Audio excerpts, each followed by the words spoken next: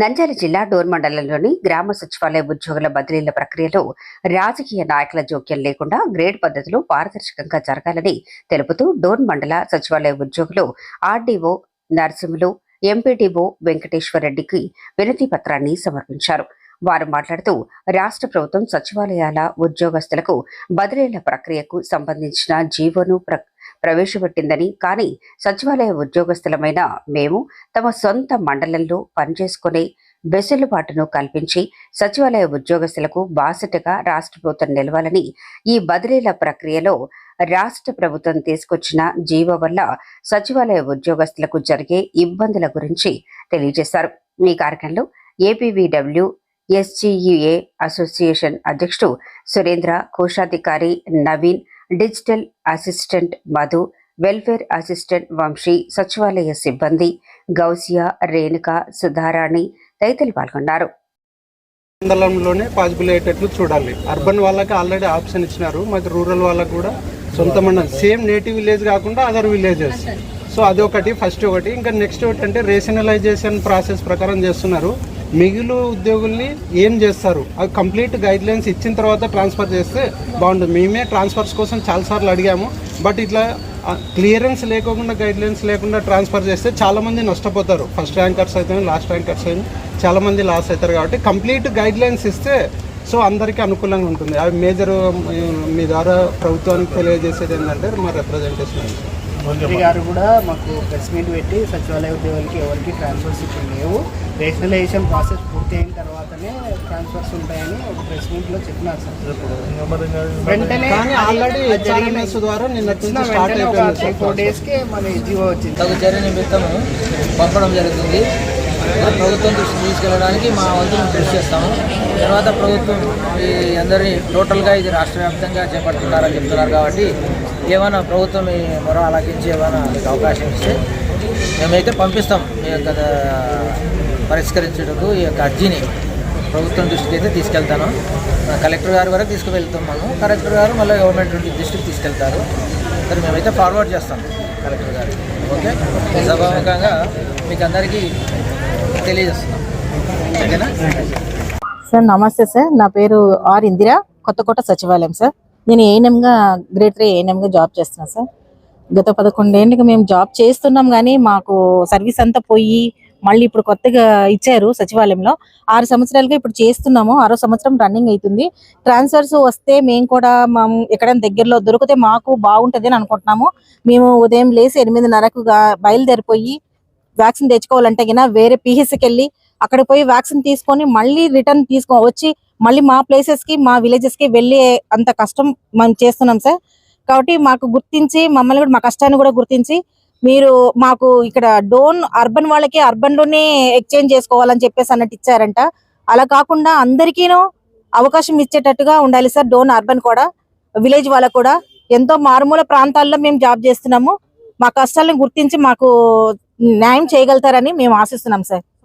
సొంత మండలాల్లో మాకు కూడా పోస్టింగ్ ఎక్కడైనా ట్రాన్స్ఫర్స్ కి అవకాశం ఇవ్వాలని కోరుకుంటున్నాం సార్. వేరే మండలం కాకుండా మా సొంత మండలాల్లో మాకు అవకాశం ఇవ్వని కోరుకుంటున్నాం. నా పేరు కే లతా మంగేష్, కొత్తపల్లి సచివాలయంలో వర్క్ చేస్తున్నాను. మాకు ఇప్పుడు ఏమంటే ఇప్పుడు డోన్ టౌన్ లో అర్బన్ లో వార్డు టు వార్డు మార్చుకోమని చెప్తున్నారు. వాళ్ళకి వచ్చింది అది కాపీ, ఆర్డర్ కాపీ లాగా జీవో వచ్చింది. కానీ మేము విలేజ్ లో చేస్తున్నాం, ఎక్కడెక్కడ దూరం చేస్తున్నాం, డోన్ మండలంలోనే దూరం చేస్తున్నాం. మాకు కూడా డోన్ అర్బన్ లో అవకాశం కల్పించాలి. ఎందుకంటే వేరే మండలాల్లో వేసినారనుకోండి, అక్కడ మేము ఎక్కడైనా వ్యాక్సిన్ పోవాలంటే కూడా ఒక విలేజ్ కి 4 విలేజెస్, ఒక సచివాలయంకి 4 విలేజ్లు కలిసి ఉంటాయి. మాకు వ్యాక్సిన్ కానీ దానికి కానీ చాలా ఇబ్బంది అవుతుంది. పిల్లల్ని చదివించుకుంటున్నాము. మాకు వేరే మండలాల్లో వేస్తే ఇచ్చే జీతంలో 30,000 జీతంలో మేము ఎట్లా సర్దుబాటు చేసుకొని ఎట్లా బతకాలి? ఫ్యామిలీస్ ఉన్నాయి, భర్తలు ఇక్కడ ఉన్నారు, పిల్లలు ఇక్కడ ఉన్నారు, చదువులు ఇక్కడ ఉన్నాయి. మాకు చాలా ఇబ్బంది అవుతుంది. కాబట్టి ప్రభుత్వం గమనించి మాకు కూడా సొంత మండలంలోనే కొంతమంది ఇప్పుడు 53 ఏళ్ళు వాళ్ళు కూడా ఉన్నారు ఏఎన్ఎంస్. వాళ్ళు వేరే విలేజ్ వేరే మండలంలో పోయి చేయాలంటే చాలా కష్టము. కాబట్టి ప్రభుత్వం గుర్తించి మా కష్టాలను గుర్తించి సొంత మండలంలోనే పోస్టింగ్ ఇవ్వాలని మేము కోరుతున్నాం, ప్రభుత్వాన్ని కోరుతున్నాం. ప్రమోషన్స్ కూడా ఏమి ఇవ్వడం లేదు. ఇప్పటివరకే ప్రమోషన్ విషయమే తెలియడం లేదు మాకు. దాని గురించి కూడా ప్రభుత్వం ఆలోచించాలని కోరుతున్నాం. మీడియా మిత్రులందరికీ సచివాలయం ఉద్యోగం తరపున మా నమస్కారాలండి. సో మేము ఈరోజు మీ ముందుకు రావడానికి మెయిన్ రీజన్ ఏంటంటే transfers GO number 5. So transfers remaining ఎంప్లాయీస్కి అందరికీ ఆల్రెడీ హాలిడేస్లోనే కంప్లీట్ చేసేసారు. సో అంటే సమ్మర్ హాలిడేస్లో.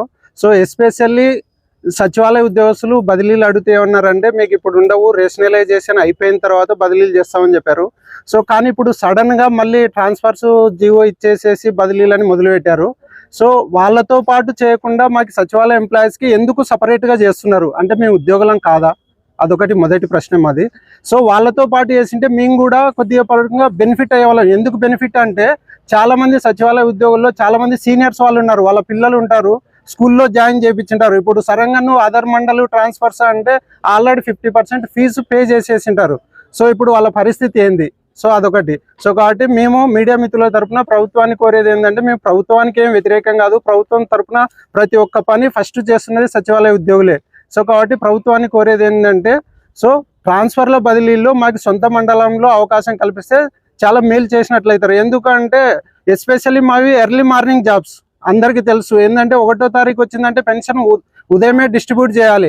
ఆల్రెడీ 7 గంటలకి డిస్ట్రిబ్యూట్ చేస్తుంటే ఎంతో మందికి యాక్సిడెంట్లు అలా జరుగుతున్నాయి. ఈవెన్ సొంత మండలాల్లో అయినా ప్రెజర్ తట్టుకోలేక ఎర్లీగా పోవడం వల్ల చాలా మందికి యాక్సిడెంట్స్ జరుగుతున్నాయి. ఇప్పుడు అదర్ మండల్స్ ఇస్తే ఇంకా ఎంతమందికి జరగవని ఉంటుంది చెప్పండి. సో కాబట్టి అది ఒకటి. ఇంకా డిఫరెంట్ డిపార్ట్మెంట్స్ని అబ్జర్వ్ చేసినట్లయితే especially ANMs. So ANMs at least మంత్లీలో ఒక 6-7 టైమ్స్ మండల ఆఫీస్కి విజిట్ చేయాల్సి ఉంటుంది, వ్యాక్సిన్లకు అయితేనేమి వాళ్ళ మీటింగ్స్కి అయితేనేమి. సో ఇట్లా అదర్ మండల్స్ ఇస్తే వాళ్ళు చాలా మంది ఏఎన్ఎంస్ అంటే సీనియర్స్ వాళ్ళు ఉన్నారు, రీసెంట్గా ఒక 5-6 ఇయర్స్లో రిటైర్డ్ అయ్యే పొజిషన్లో ఉన్నారు. సో వాళ్ళు నువ్వు అదర్ మండల్స్ అంటే ఉదయం ఎర్లీ మార్నింగ్ వెళ్ళి వ్యాక్సిన్ తెచ్చుకోవాలంట. సో చంద్రబాబు సార్ ఏమంటున్నారంటే క్వాంటమ్ టెక్నాలజీ, ఏఐ టెక్నాలజీ అంటున్నారు. సో ఇప్పుడు కానీ ఈ సిచ్యువేషన్లో కూడా మనం ఎక్కడో అదర్ మండల్స్కి వెళ్ళి సో సపోజ్ ఎగ్జాంపుల్ ఏంటంటే ఇక్కడ ఉలిందకొండలో నువ్వు వెల్దుర్తిలో డ్యూటీ తీసుకున్నావంటే ఉలిందకొండకి వెళ్ళి తెచ్చుకోవాలంట. అదేందో నాకు ఇంకా అర్థం కావడం లేదు. సో ఇంత టెక్నాలజీ వచ్చినప్పుడు కూడా ఇంకా ఉద్యోగస్తులు కూడా ఇంత ఇబ్బంది పడుతున్నారంటే జనాలు ఎంత ఇబ్బంది పడుతుంటారు. సో కాబట్టి ఈ సమావేశం సందర్భంగా ముఖ్యంగా నేను అడిగేది ఏంటంటే మాకి సొంత మండలంలో ట్రాన్స్ఫర్స్ కల్పించండి. మావి చాలా ఉన్నాయి. యాక్చువల్గా job chart clearance job chart లేదు. ఇంకా కొద్దిమందికి ట్రాన్స్ఫర్స్ అంటున్నారు కానీ వాళ్ళకి అసలు ట్రాన్స్ఫర్స్ ఈవెన్ చాలా మంది technicals, BTechs, ఎంటెక్స్, technical higher position చదువుకొని వచ్చినా అసలు ట్రాన్స్ఫర్స్ ఎలా జరుగుతాయో కూడా తెలియనట్లు గైడ్ లైన్స్ వస్తున్నాయి. కంప్లీట్ గైడ్ లైన్స్ లేవు. సో కాబట్టి మేము ప్రభుత్వాన్ని కోరేది ఏంటంటే సొంత మండలం ఇచ్చి కంప్లీట్ గైడ్ లైన్స్ ఇచ్చి మిగిలిన ఉద్యోగస్తుల్ని ఏం చేస్తారు, సో ఎవరికి లాస్ కాకోకుండా సో అందరికీ న్యాయం జరిగేటట్లు, సో ర్యాంకర్స్ ఉన్న వాళ్ళకి ర్యాంక్ ఉన్న వాళ్ళకి న్యాయం జరిగేటట్లు క్లియర్ గైడ్ లైన్స్ ఇచ్చి సో నెక్స్ట్ ఎస్పెషల్లీ రేషనలైజేషన్ అంటున్నారు. రేషనలైజేషన్లో చాలా మంది ఉద్యోగస్తులు ఎస్పెషల్లీ మన మహిళా పోలీస్ అయితే 576 మెంబర్స్ ఎక్సెస్ మిగిలిపోతారు, ఇంజనీరింగ్ అసిస్టెంట్స్ మిగిలిపోతారు. వాళ్ళని ఏం చేస్తారు? సో అంటే జీవోలో ఏమిచ్చా అంటే ఫర్దర్ ఆర్డర్స్ వచ్చేంత వరకు కంటిన్యూ చేయండి సచివాలయంలో అంటున్నాడు.